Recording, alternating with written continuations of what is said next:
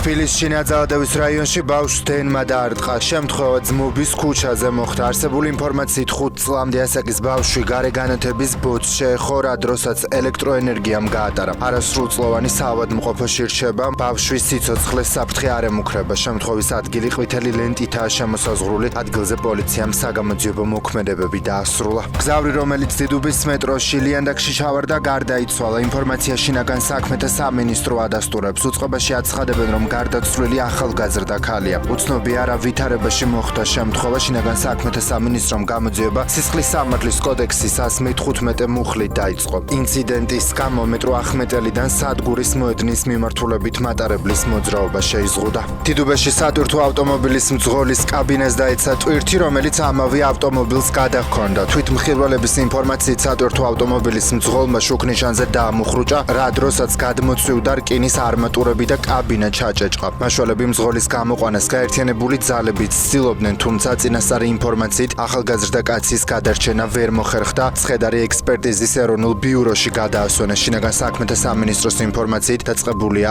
გამოძიება. საქართველოში ახალგაზრდებს აფხაზეთის რესპუბლიკის წინააღმდეგ იძულებით განაწყობენ. ამის შესახებ განცხადებას ოკუპირებული აფხაზეთის ეგრეთ წოდებული საგარეო საქმეთა სამინისტრო ავრცელებს. საქართველოში სკოლის მოსწავლეებისთვის კიდევ ერთი საგანმანათლებლო პროექტი მოეწყო სახელწოდებით, როცა აფხაზეთში დავბრუნდები. მსგავსი ღონისძიებების ჩატარება ახალ ინიციატივას არ წარმოადგენს. ეს საქართველოს მრავალწლიანი პოლიტიკის ელემენტია, რომლის მიზანიც ისტორიული მოვლენებისა და აფხაზეთის რესპუბლიკის სახელმწიფოებრიობის შესახებ დამახინჯებული აღქმის ჩამოყალიბება, აცხადებს ეგრეთ წოდებული უწყება. განცხადების თანახმად საქართველოს მხრიდან მშვიდობიანი განზრახვის ერთადერთ დასტურს სამხედრო ძალის გამოუყენებლობის შესახებ იურიდიულად სავალდებულო დოკუმენტზე ხელმოწერა წარმოადგენს. სავარაუდოდ რუსული წარმოების გერბერას ტიპის კამიკაძე დრონი ანაკლის სანაპიროზე ზღვამ გამორიყა. ადგილზე გადაღებულ კადრებში ჩანს სხვადასხვა ელექტრონული მოწყობილობა და დეტალი, რომლებიც საფრენ აპარატს შემორჩა. არსებული ინფორმაციით ნაპოვნი ფრაგმენტები უკვე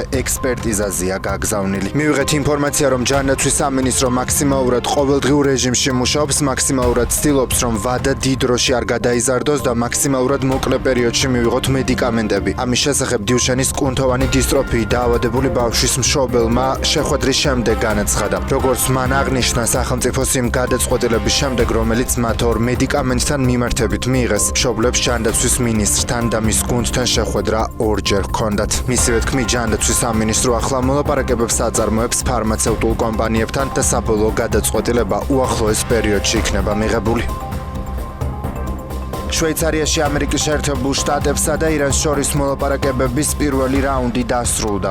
ამ დროისთვის უცნობია მოლაპარაკებების დეტალები. ირანის სახელმწიფო ტელევიზიის ცნობით, მოლაპარაკებების პირველი რაუნდის დროს ირანის ბირთვულ პროგრამასთან დაკავშირებით არანაირი საუბარი არ გამართულა. ამავე ცნობებით, პირველი 80 წუთიანი სესია 14 პუნქტიან ურთიერთგაგების მემორანდუმს დაეთმო. განსაკუთრებული აქცენტი ლიბანში არსებულ ვითარებაზე გაკეთდა. მოლაპარაკებებში ამერიკის შეერთებული შტატების, ირანის და ორი შუამავალი სახელმწიფოს, კატარისა და პაკისტანის წარმომადგენლები მონაწილეობდნენ. ამერიკის შეერთებული შტატების დელეგაციას ვიცე-პრეზიდენტი ჯეი-დი ვენსი ხელმძღვანელობს. ასევე ამერიკის შეერთებული შტატების დელეგაციის შემადგენლობაში დონალდ ტრამპის სპეციალური წარმომადგენლები სტივ ვიტკოფი და ჯარედ კუშნერი შედიან. ირანის დელეგაციას, რომლის შემადგენლობაში საგარეო საქმეთა მინისტრი აბას არაღჩი შედის, ქვეყნის პარლამენტის თავმჯდომარე მოჰამედ ბაგერ ღალიბაფი უძღვება. მოლაპარაკებების დაწყებამდე ამერიკის ვიცე-პრეზიდენტმა ჟურნალისტებს განუცხადა, რომ ბოლო რამდენიმე საათში მნიშვნელოვან პროგრესს მიაღწიეს. ჯეი-დი ვენსის თქმით, ამერიკისა და ირანის დელეგაციების დღევანდელი შეხვედრა პაკისტანისა და კატარის მონაწილეობით ისტორიულია. ირანი რეგიონული არასტაბილურობის მამოძრავებელი ძალა იყო, ახლა მომავალს ვხედავთ, სადაც მშვიდობისა და კეთილდღეობისთვის მუშაობა ყველა შეუძლია, განაცხადა შვეიცარიაში მყოფმა ვენსმა.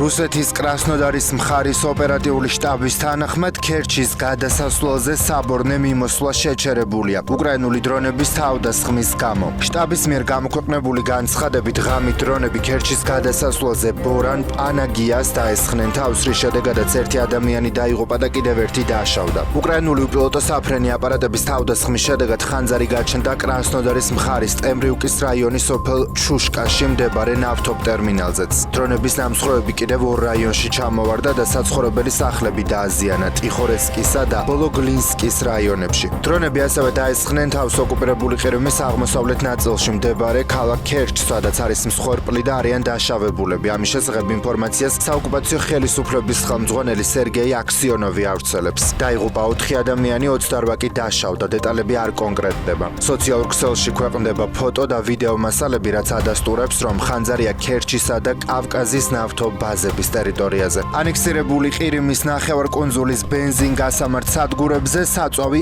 აღარ გაიყიდება. გადაწყვეტილება დილის 9 საათიდან შევიდა ძალაში. რუსეთის მიერ დანიშნული საოკუპაციო ხელისუფლების ხელმძღვანელის გამოქვეყნებული განცხადებით გაყიდვა შეწყდა როგორც ნაღდი, ასევე უნაღდო ანგარიშსწორებით და ასევე ტალონებით, რომლებიც ჰქონდათ ფიზიკურ თუ იურიდიულ პირებს. საწვავი მიეწოდებათ მხოლოდ სახელმწიფო სამსახურებს, რომლებიც ყირიმის რესპუბლიკის სასიცოცხლო ფუნქციების შესრულებასა და უსაფრთხოებას უზრუნველყოფენ, წერს სერგეი აქსიონოვი სოციალურ ქსელში. მომავალი ბუნდოვანია, მოსახლეობა სიმშვიდისკენ მოუწოდებენ. ოკუპირებული ყირიმი უკრაინის არმიის განსაკუთრებული სამიზნეა და კერძოდ ენერგეტიკული ობიექტები და სატრანსპორტო ინფრასტრუქტურა. ნახევარკუნძულზე საწვავის დეფიციტი უკვე თვეებია შეინიშნება. უკრაინაში მსხვერპლია რუსეთის თავდასხმების შემდეგ. კიევსა და მთელს უკრაინაში წუხელ საჰაერო თავდასხმის სირენები მოქმედებდა. აფეთქებების შესახებ იტყობინებოდნენ ხმელნიცკის ოლქში. რუსულმა თავდასხმამ ინფრასტრუქტურის ობიექტები დააზიანა კროპივნიცკშიც. უკრაინის საგანგებო სიტუაციების სამსახურის ცნობით გაჩნდა ხანძარი, თუმცა მსხვერპლი არ ყოფილა. პოლტავაზე რუსეთის თავდასხმის შედეგად 2 ადამიანი დაიღუპა და 9 დაიჭრა. ერთი ცხედარი ნანგრევებიდან ამოიტანეს, ხოლო მეორე საავადმყოფოში გარდაიცვალა. 14 ადამიანი დაშავდა, მათ შორის 6 ბავშვი. დაზიანებულია საწარმო შენობები და მიმდებარე საცხოვრებელი სახლები. ღამით რუსეთის იერიში შედეგად 1 ადამიანი დაიღუპა და 9 დაიჭრა დნეპროპეტროვსკის ოლქში. რუსეთის დრონების, ავიაბომბებისა და არტილერიის დარტყმები განხორციელდა ნიკოპოლისა და სინელნიკოვის რაიონებზე, ასევე კრევოიროგის მახლობლად მდებარე გრუშევსკის თემში. ხარკოვში, კიევის რაიონში რუსულმა დრონმა 12 სართულიან შენობას დაარტყა, განაცხადა ქალაქის მერმა. წინასწარი ინფორმაციით მსხვერპლი არ არის.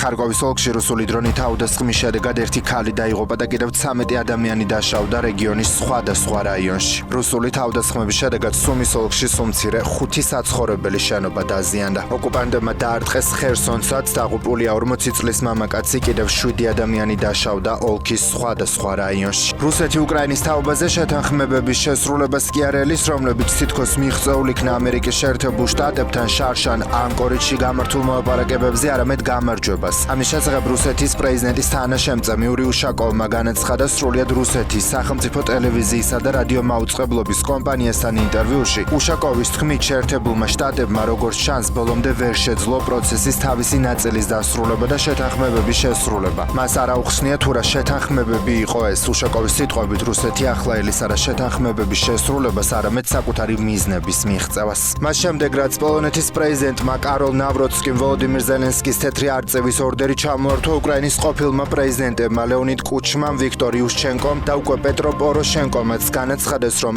ამავე პოლონურ ორდერზე უარს ამბობენ. მიმაჩნია, რომ პოლონეთის პრეზიდენტის გადაწყვეტილება მცდარი და უსამართლოა უკრაინელი ხალხის მიმართ. დამთხევა არ არის, რომ ამას უკვე მიესალმა მედვედევი. კრემლი ყოველთვის ტაშს უკრავს ყველაფერს, რაც უკრაინასა და პოლონეთს შორის ერთიანობას ასუსტებს, განაცხადა პოროშენკომ. თავის მხრივ უკრაინის მეორე პრეზიდენტის ლეონიდ კუჩმას განცხადება მედიაში მისი ფონდის პრეს-მდივანმა გაავრცელა. ზელენსკისთვის თეთრი არწივის პოლონური ორდერის ჩამორთმევის მხრივ ნავროცკის გადაწყვეტილებასთან დაკავშირებით გადავწყვიტე, რომ უარი ვთქვა ამ ორდენზე, რომლითაც დაჯილდოების პატივი 1997 წელს მერგო. განაცხადა კუჩმამ და აღნიშნა, რომ მისი პრეზიდენტობის დროს პოლონეთთან მეგობრული ურთიერთობების დამყარება ერთ-ერთი პრიორიტეტი იყო. უკრაინის მესამე პრეზიდენტის ვიქტორ იუშჩენკოს გადაწყვეტილების შესახებ განცხადება გავრცელა მისმა პრეს-მდივანმა. იუშჩენკომ გადაწყვიტა, რომ უარი თქვას თეთრი არწივის პოლონურ ორდერზე, რათა გამოხატოს ზელენსკისთვის მიცემული ჯილდოს ჩამორთმევის გადაწყვეტილებისადმი უთანხმოება, წერია განცხადებაში. მანამდე ზელენსკიმ პოლონური თეთრი არწივის ორდერი ვარშავას ფოსტით დაუბრუნა მას შემდეგ, რაც ნავროცკიმ მას სახელმწიფო ჯილდო ჩამოართვა. რადგან ზელენსკიმ სამხედრო დანაყოფს იმ დაჯგუფების სახელი დაარქვა უკრაინაში, რომელიც მეორე მსოფლიო ომში ეთნიკური პოლონელების ხოცვა ჟლეტას ხელმძღვანელობდა. დიდი ბრიტანეთის პრემიერ-მინისტრმა კირ სტარმერმა ბრიტანული მრავალრიცხოვანი მედია საშუალებების თანახმად შესაძლოა ხვალ გამოაცხადოს თანამდებობიდან გადადგომის შესახებ. როგორც ბრიტანული მედია საშუალებები წერენ, სტარმერი სულ უფრო და უფრო მეტი ზეწოლის ქვეშაა ლეიბორისტული პარტიის ხელმძღვანელობის, მათ შორის თავისივე კაბინეტის წევრთა მხრიდან. ოფიციალურად არც სტარმერს და არც პრემიერის კანცელარიას არ დაუდასტურებიათ, რომ ხვალ გადადგომის შესახებ გამოცხადდება. სტარმერის გადადგომის შესახებ შესახებ სოციალურ ქსელში წერს შეერთებული შტატების პრეზიდენტი დონალდ ტრამპიც. მან სრული კრახი განიცადა ორ ძალიან მნიშვნელოვან საკითხში იმიგრაციასა და ენერგეტიკაში. ის გაერთიანებული სამეფოს პრემიერ-მინისტრის თანამდებობიდან გადადგება, წერს ტრამპი.